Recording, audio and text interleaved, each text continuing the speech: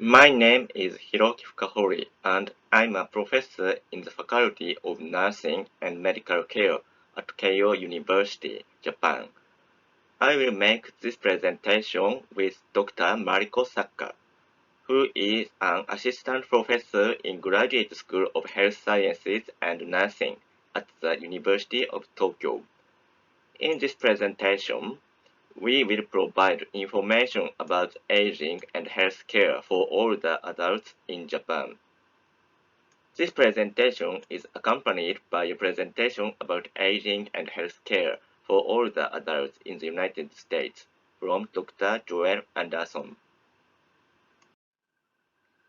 This project is funded by a grant from the Japan Foundation Center for Global Partnership to the International Family Nursing Foundation. We are members of the Japanese Association for Research in Family Nursing. We have two learning objectives today. First one is to describe trends in aging and the health of older adults in Japan and the United States. And second is compare the healthcare systems of Japan and the United States in terms of care of older adults. This is the brief outline of our presentation. Today, we would like to talk about two topics. Firstly, trends in aging and health in Japan. Secondly, the healthcare system of Japan in terms of care of older adults. First, I'd like to talk about trends in aging and health in Japan. This graph shows the proportion of the population aged 65 years old or over to the total population. Japan is shown with a red line. In 2015, it was about 25%, but it will reach 40% in 2050. This means 1 in 2.5 people will be an older people. Japan is aging faster than any other country in history. This movie shows the estimated transition of Japanese population pyramid from 1920 to 2060. Blue color shows result from census, and orange color shows estimated population. Since around 1970, the older population has been increasing dramatically. In 2016, the rate of aging was about 26%. However, in 2060, it is estimated to reach 40%. It's very high.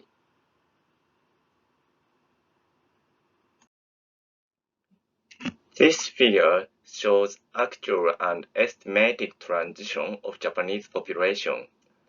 That is similar to the animation in the previous slide.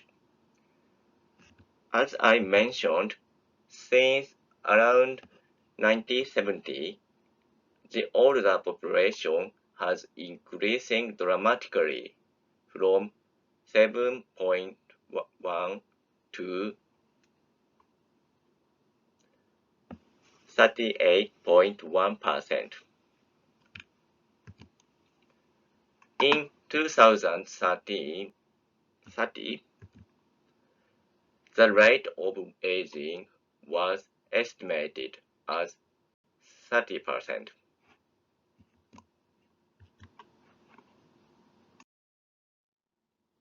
As you may know, the healthy life expectancy indicates the length of life without activity limitation caused by health problems. Many efforts are taken to prolong the healthy life expectancy in Japan. Japan is ranked the top from WHO statistics. Coming in next are Singapore and South Korea. The United States is not in the top 10 ranking. That of men was 72 years and that of women was 75 years as of 2016 in Japan. Japan's average life expectancy of men was 81 years and that of women was 87 years in the same year. So, there is almost 10 years difference between average life expectancy and healthy life expectancy. There is differences.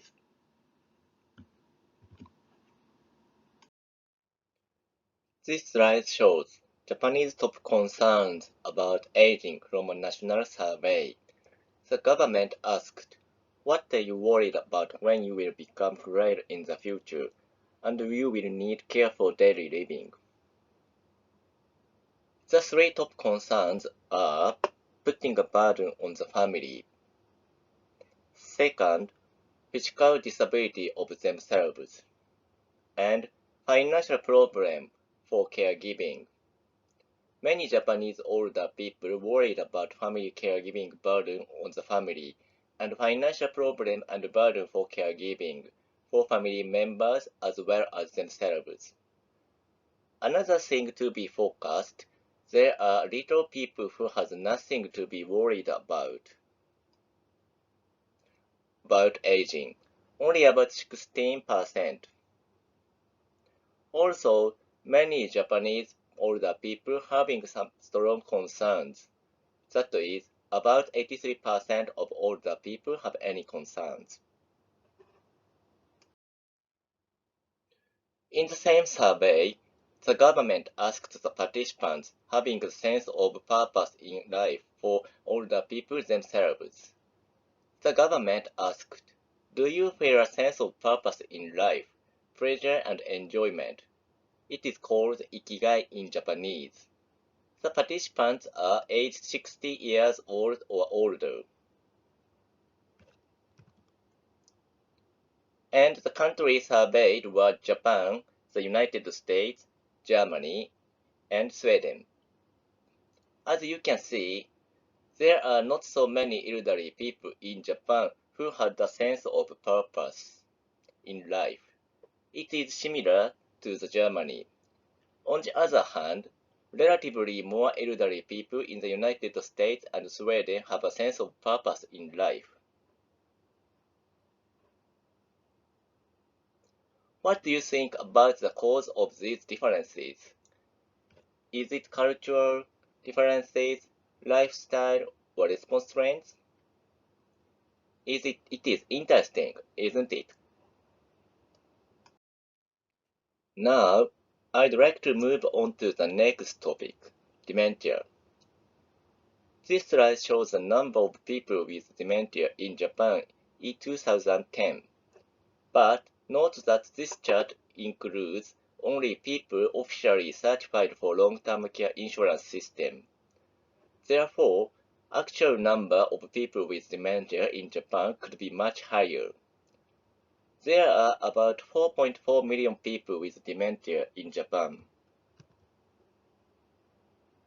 And about 3.8 million people are likely to get dementia in near future.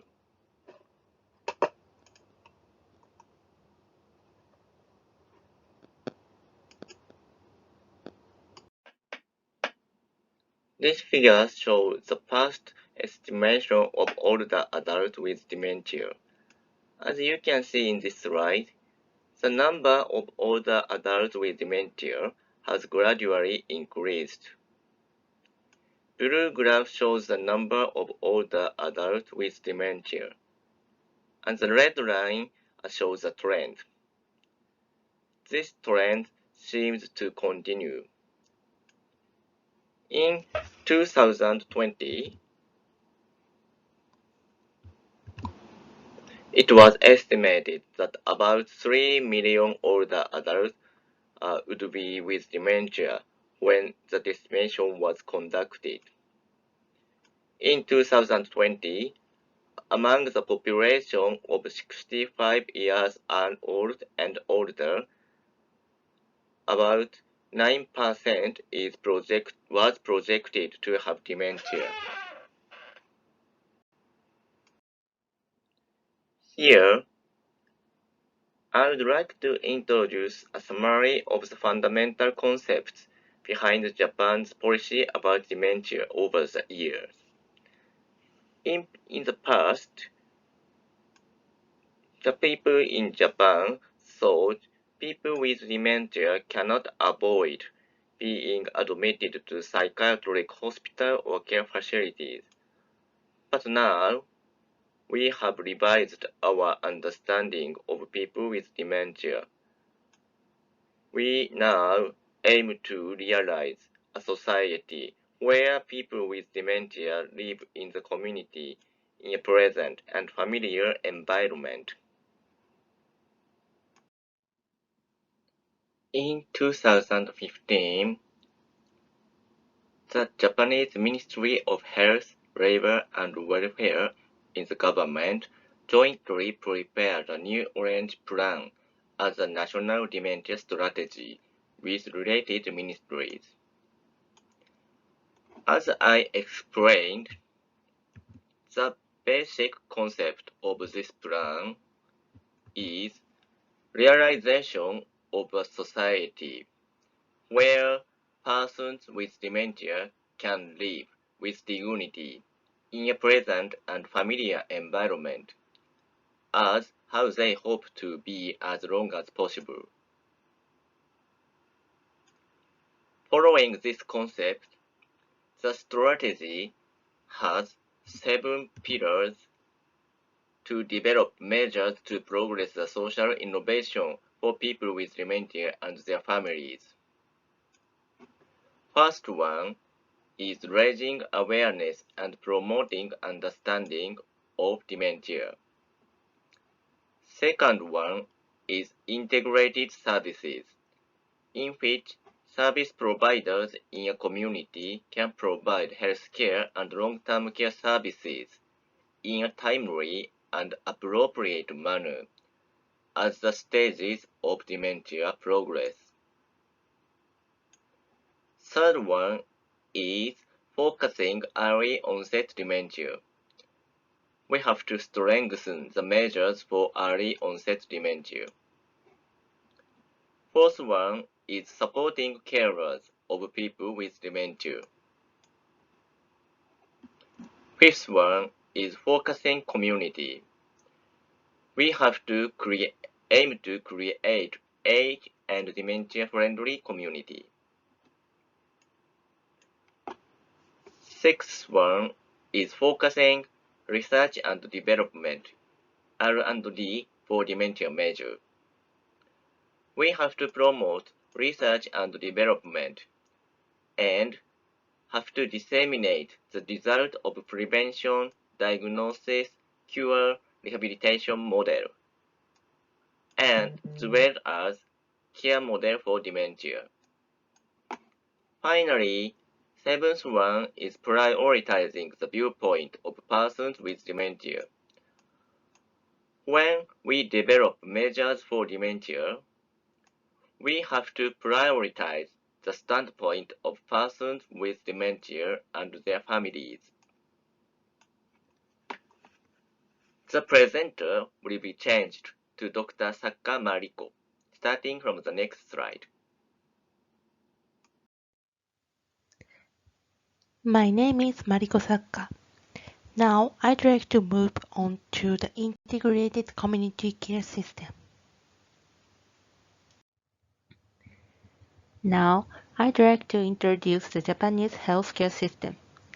In Japan, there are two types of public healthcare system: medical insurance and long-term care insurance.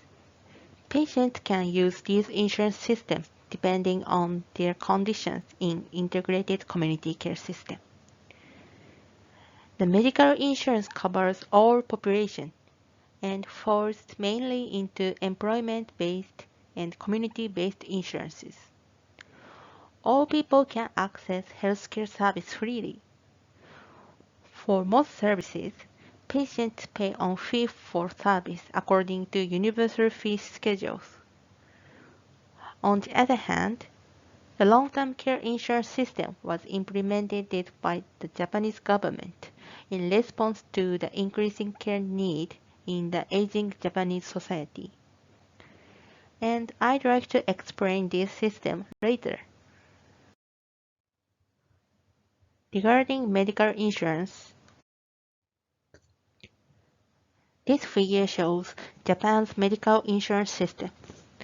In Japan, the universal healthcare insurance system extending to all citizens has been established in accordance with the National Health Insurance Act so that everyone can obtain appropriate health care anywhere at any time. Japanese citizens have to be covered by any medical insurances. Insured person pays a given amount of money every month to the insurers. All people can access healthcare service freely, and a patient pays part of the cost of the received healthcare services to the healthcare institutions. For most services, patients pay on fee for service according to universal fee schedules. Healthcare institution claims the remaining medical fee to the screening and payment institution and receives the payment from insurers. Japan has established the healthcare provision system which ensures easy access and ability to everyone. Regarding long-term care insurance system, to respond to the healthcare need of an aging society, the long-term care insurance system was started in the year 2000.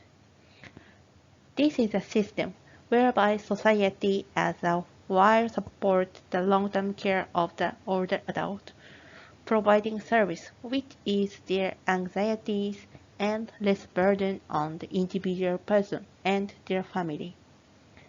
When long-term care and assistance become necessary in everyday life, the system is managed by the city with the premiums paid by residents who are 40 years old and older and public funds used as revenue. This figure shows the long-term care insurance system. In this system, the insurance are categorized into two age groups. One is aged 65 and over, and the other is 40 to 64 years old, who are insured by healthcare insurance. The insurer of the long-term care insurance shall be the municipalities. Public funds for tax are also utilized as a financial source for long-term care expenditures. Members of this insurance system pay a part of the cost of long-term care service they receive from care service agencies. Care managers plan and coordinate all services. Care manager is a professional licensed by multidisciplinary in home care coordination under long-term care insurance. Care manager judge what care service is needed for client and develop and manage a plan for service use based on client need. This chart shows procedure for the service use. Users are allocated self-supporting level, support required level, and care level 1 to 5. Persons who are certified as care level 1 to 5 are available to use long-term care services. Mainly, care level depends on their activity of daily living and their disease. There are two main types of services for long-term care services: community-based service and hospital or residential services. Regarding the community-based service include home care nursing, home help, home rehabilitation, home bathing, and daycare or rehabilitation. I'd like to show some picture home care service in long-term care system. Home care nurse provides healthcare service needed by older adults with disease or disabilities. For example, when home care nurse visits a client home, they check and assess the client's vital signs and the condition of their health, provide some guidance on rehabilitation, or provide medical care, such as infusion, pain control, and so on. Next, I would like to show the home health service. This service provides care and support in the daily lives of older adults with disabilities. This covers two types of services. First is physical care, such as assistance with bathing, toileting, and going to hospital. And second one is housekeeping assistance. This is the home bathing service. The home bathing service is unique to Japanese culture. A team consisting of 3 or 4 staff members drives to the client's home. The nurse is a member of the team and plays a role in assessing the client's health throughout the bathing. The car used for home bathing carries a portable bathtub and a heating machine. And at the client's home, the staff members bring the bathtub to the client room with the heating machine. They prepare hot water for bathing and help the client take a bath in the room. Finally, I'd like to show you the daycare or rehabilitation service. Older adults with disability or in cognitive decline go to a daycare center and spend time there during the day. They can undergo rehabilitation or take recreation, take a bath with help, and take a lunch together.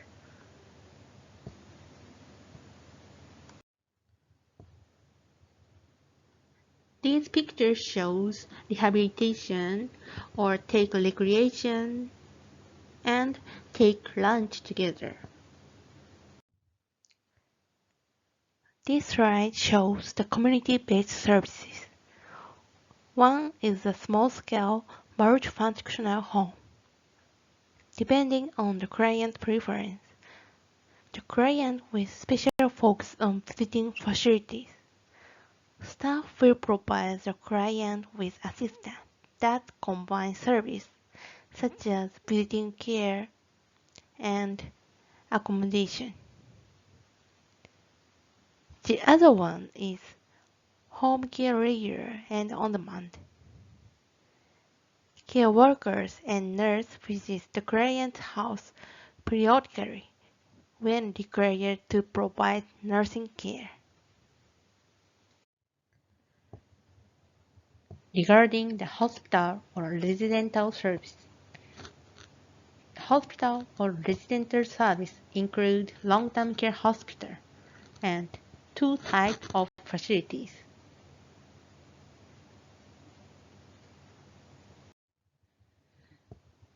These pictures are long-term care hospital for medical insurance. Older adults with severe disability who need medical treatment living in the long-term care hospitals. They can receive daily care, including medical treatment by nurses and care workers.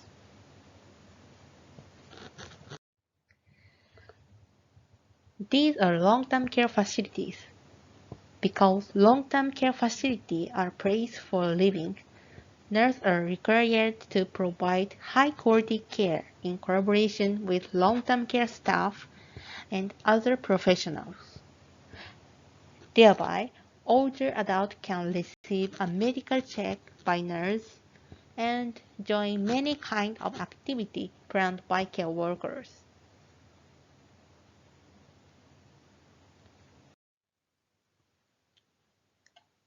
To the end of our presentation, let me summarize the main point of our presentation. First one is aging in Japan. Second one is medical insurance system and long-term care insurance system. So sharing the issue is important for future cooperation. Next presentation will provide the family support based on today's topics.